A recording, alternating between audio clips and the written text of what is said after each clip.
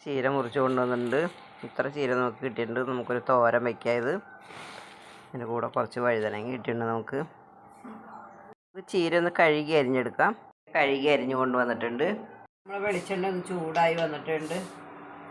അതിലേക്ക് നമുക്ക് കുറച്ച് കടുക് ഇട്ട് കൊടുക്കാം. ഉഴുന്നിട്ട് കൊടുക്കാം. നമുക്ക് കുറച്ച് അരി ഇട്ട് കൊടുക്കാം. പുഴുക്കലരിയാണിത്.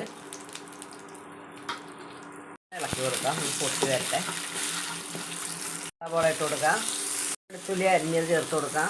മുളക് അരിഞ്ഞത് ചേർത്ത് കൊടുത്തിട്ടുണ്ട്. കറിവേപ്പില ഇട്ട് കൊടുക്കാം. നമുക്കൊന്ന് വഴറ്റി കൊടുക്കാം.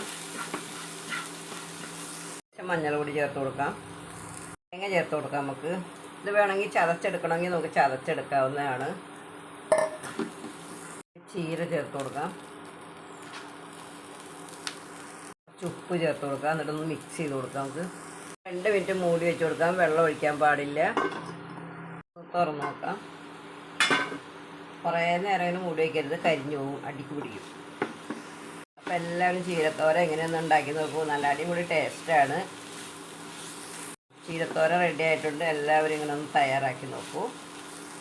എല്ലാവർക്കും ഒരു നല്ല ദിവസം ആശംസിക്കുന്നു. ടാറ്റാ, ബൈ.